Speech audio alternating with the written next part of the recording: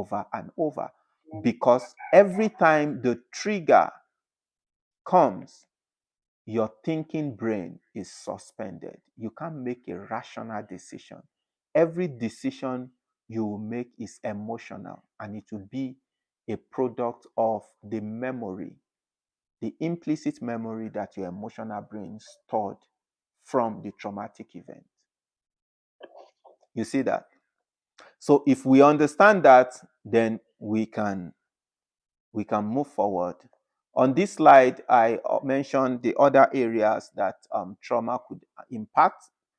It talks about the sensory processing. The sensory system is easily overloaded and may experience flashbacks, but unable to make sense of it.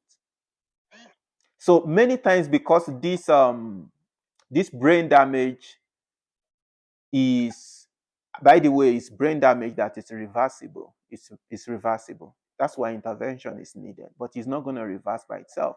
The brain is capable of what we call plasticity. It can be rewired. And that's why we are doing what we are doing today, because of the possibility of rewiring. Isn't God wonderful to put that backup plan in place? So when this experience happens and is not adequately stored, many times we have flashbacks, intrusive thoughts. Thoughts just run through your mind. It wasn't along your train of thoughts. It just intrude your thoughts and all that. And the moment that intrusion happens, you suddenly realize that your emotions begin to change. You carry the emotion of the event. And another thing is dissociation. Dissociation is a very powerful weapon that trauma uses to keep its victim under bondage. Because dissociation disconnects you from the event itself. There are many of us that some of our experiences, we don't even know when it started.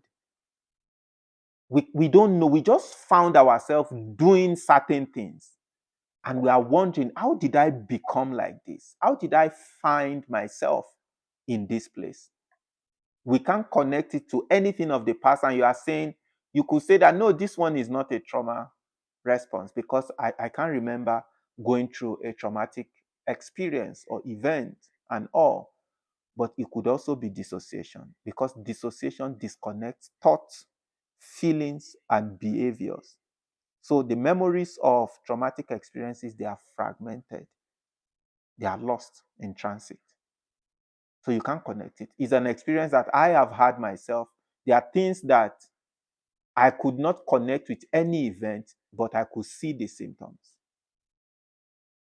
And the first thing I had to do, which everyone will have to do, is to acknowledge that it's present. Don't live in denial.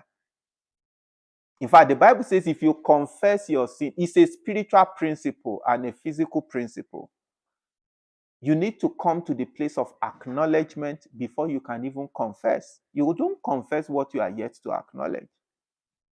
So even forgiveness follows that path. Healing follows the same path. And maybe tomorrow I will show you what it means when I said you need to acknowledge it and accept it, because it's beyond thinking about it.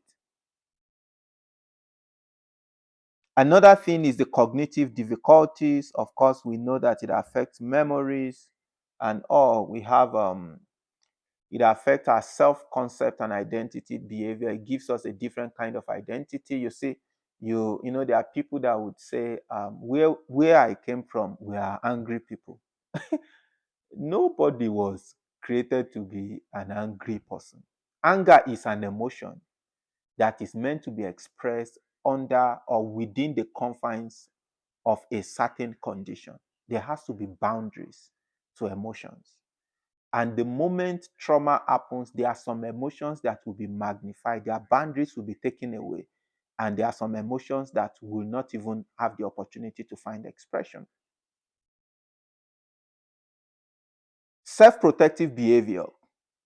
That this is basically speaks to avoidance, which is one of the symptoms. You avoid feelings, you minimize needs, and or use big behaviors to amplify their needs.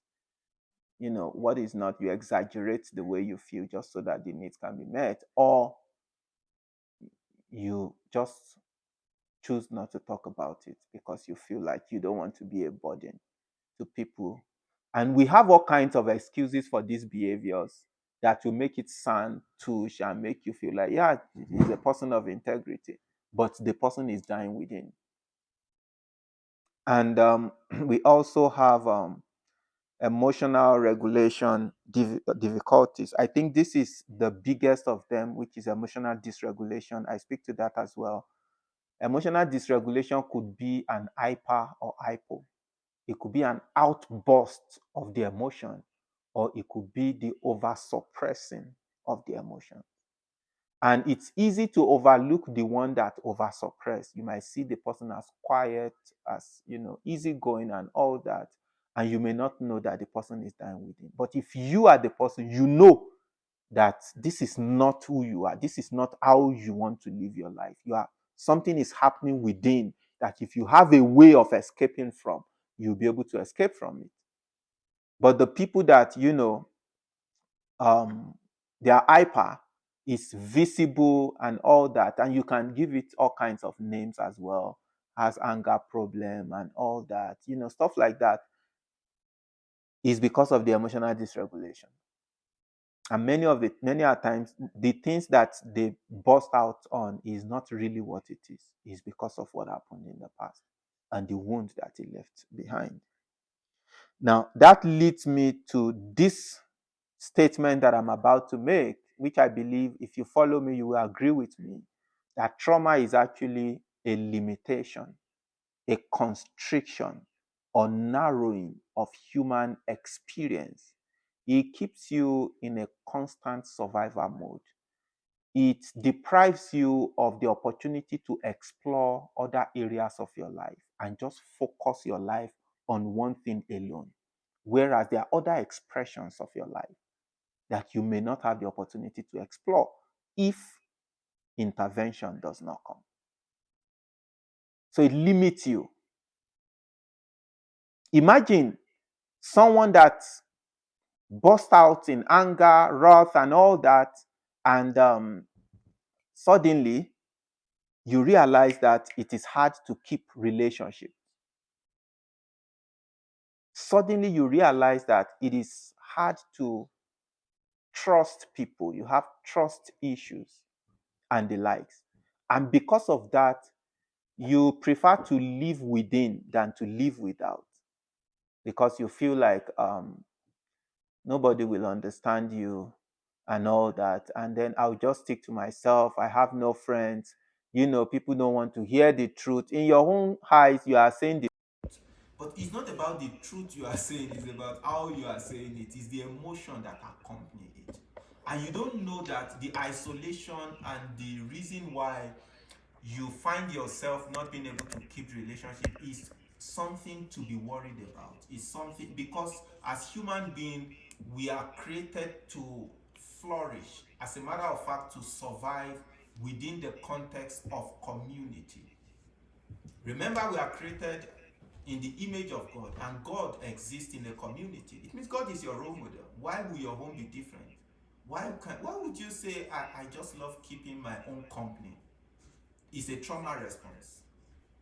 It limits you, it narrows your life, it causes constriction and keeps you from exploring other aspects of your life so that your true self can find expression. It keeps you in that constant survivor mode. Okay, now when it keeps you in that mode, let me show you something. It changes your focus. You just focus on survivor now. You can't actually go past that because you live in your emotional brain. You realize that your problem solving skills has been incapacitated. Your creativity has been tampered with. Because all these things happens in the thinking brain, your problem solving skill, your creativity, your what are the other executive function skills? There are about 9 or 10 of them. All those skills that are meant to develop in the cortex, which is the thinking brain, will not be able to find expression maximally. And because of that, you might even find it hard to hold down a job. You might find it hard to excel academically just because of these little things. There are many people that we have given all kinds of names, especially when it comes to academic performance, but we never dig deep and ask, why is this actually happening? Because every human being has the same brain. We came with the same brain. The difference is now the wiring. And the wiring is a product of either prevailing experiences or traumatic experiences. This is what shapes our lives. This is what gives us an identity. This is what gives us that perceived understanding of who we are. So it changes your focus. Suddenly you focus on survival. You can't go for more because it doesn't exist in your own world. And you are limited to that phase. And if you focus on just the survivor, which trauma has caused you, then you will use that mindset to interpret everything around your life. You will use it. And that's why it's difficult to function in a community, in a society. We might call it social anxiety. Their trauma response. It gives you a belief system, the lens through which you see yourself, the lens through which you see others, the lens through which you view the world. And this lens is an altered one, an altered view that is given to you because of trauma. Of course, it creates the belief system. I spoke about that already. And then it keeps you in the emotions of the past. You can't live in the past and expect to progress. Someone that is traumatized lives in the past. Have you ever wondered if you have checked around or even look at research and all that, you realize that an individual that lives an abusive relationship has a very high chance to enter into another one. You know why? It's because they live in the past. And that's all they know. And that's what they will attract. That's it. Someone that came out from a family, maybe the parents are alcoholic, has a very high chance of becoming an alcoholic just because they witness it. It becomes trauma, a traumatic experience for them, and traumatize them. And that experience keeps them in the emotions of the past. And if you ask them, they don't want to be like that. Nobody leaves an abusive relationship and is looking for another one. But you know why? The change in focus, the interpretation of life, the belief system. Those are the things that shapes your life and informs your decision. You can't make any decision outside of your belief system. It means if anything is going to change, there are limiting beliefs that needs to be dealt with. And if you are still living in denial, you will not come to that place where you recognize the fact that there are limiting beliefs that you live by, and you need to pull them down so that new and healthy belief system can be built in order for you to move beyond the limitations that trauma has built around your life. It keeps you in the emotions of the past, and of course influences your attitude and behavior. Okay, I would like to give us a short break here. It's going to be a 10-minute break, and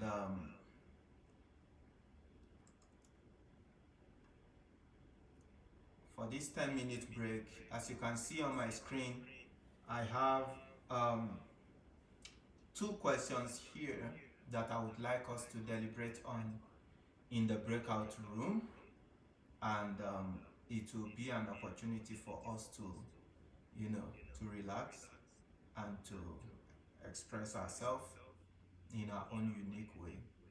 Remember, we are created to exist within the context of a community. So don't run from this community, at least for the for the sake of creation. Jokes apart. So I'm going to, you know, create a breakout room, and there'll be three people in